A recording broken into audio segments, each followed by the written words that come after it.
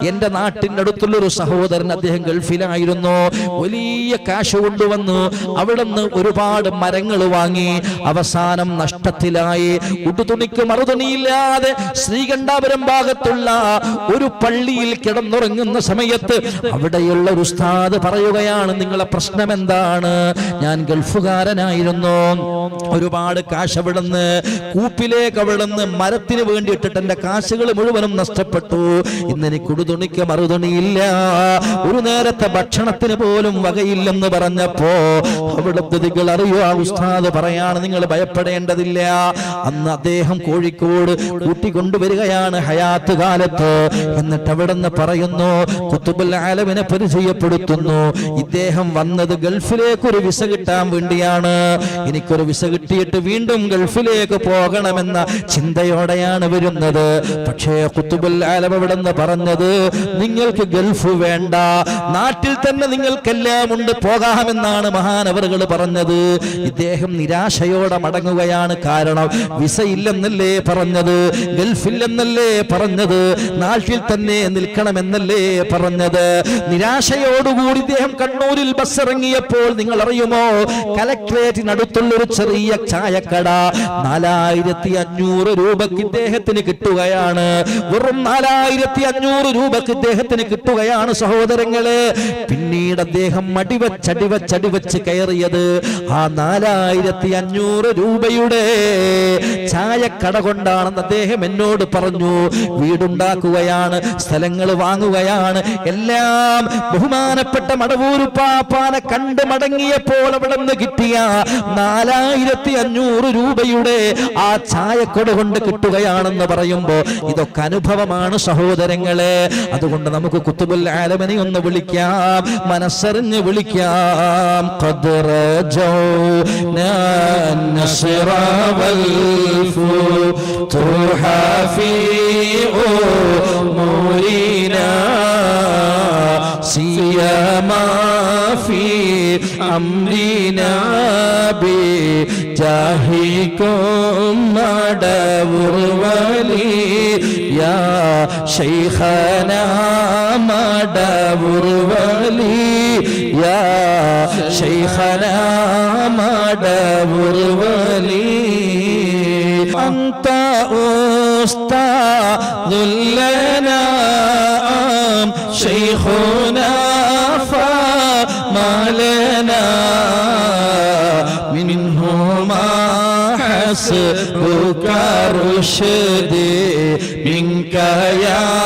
مدبر ولي يا شيخنا مدبر ولي يا شيخنا مدبر ولي الصلاة والسلام عليك يا رسول الله الصلاة والسلام عليك يا حبيب الله ألف لام നിന്റെ ഫുരുളിൽ ഹല്ലില്ലാത്ത ഞങ്ങളെ അലിഫില്ലേ മടവൂരിൻ്റെ കാവലേക റബ്ബനാ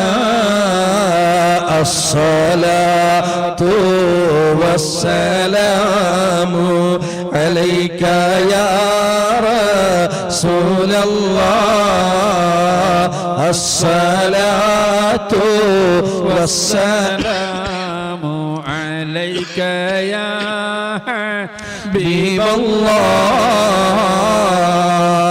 പ്രിയപ്പെട്ടവരെ, അതുകൊണ്ട് നമ്മുടെ എല്ലാ പ്രശ്നങ്ങൾക്കും പരിഹാരം ബഹുമാനപ്പെട്ട മടവൂരുപ്പാപ്പയാണ്.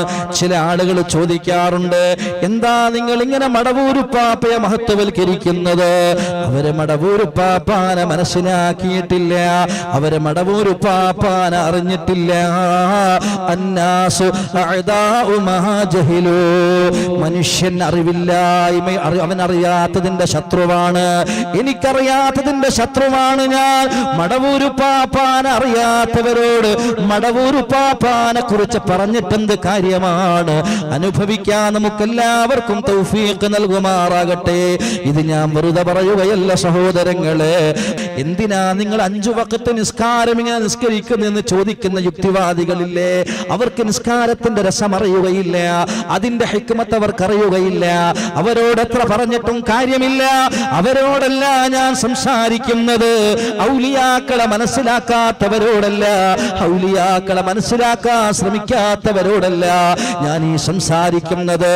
10,000-കണക്കിന് വരുന്ന, ലക്ഷക്കണക്കിന് വരുന്ന ആശിഖീങ്ങൾ മടവൂരുപ്പാപ്പാനെ നെഞ്ചിലേറ്റുന്ന, ഉറങ്ങുമ്പോഴും ഉണ്ണുമ്പോഴും അതുപോലെ നടക്കുമ്പോഴും ഇരിക്കുമ്പോഴും എണീക്കുമ്പോഴും അവരെന്തെങ്കിലും നല്ല കാര്യങ്ങൾ ചെയ്യുമ്പോഴും തുടങ്ങുമ്പോഴും അവരുടെ നാവിൻ തുമ്പിലേക്ക് കടന്നു വരുന്നത് മടവൂരുപ്പാപ്പയുടെ നാമമാണ്.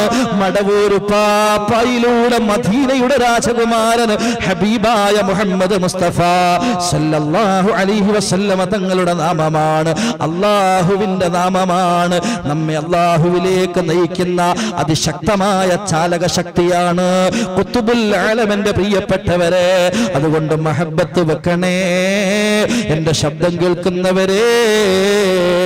എണീറ്റ ഉടനെ നമ്മൾ അൽഹംദുലില്ലാഹ് അല്ലദീ അഹ്യാനാ ബഅദ മാ അമാതനാ വഇലൈഹിൻ നുശൂർ എന്ന് പറഞ്ഞു കഴിഞ്ഞാൽ നമ്മൾ അവിടുന്നതിന് ശേഷം ഒരു ഫാത്തിഹ മദീനയിലേക്ക് അവിടെ നയിക്കണേ. പിന്നെ നമ്മൾ മടവൂരിലേക്കും അയക്കണോ. എന്നിട്ട് ഹൃദയം കൊണ്ട് നമ്മൾ അവരെ ഇഷ്ടപ്പെട്ടാൽ സംശയിക്കേണ്ട, നമ്മെ അവർ നോക്കും സഹോദരങ്ങളെ, നമ്മെ അവർ ശുദ്ധിയാക്കും സഹോദരങ്ങളെ.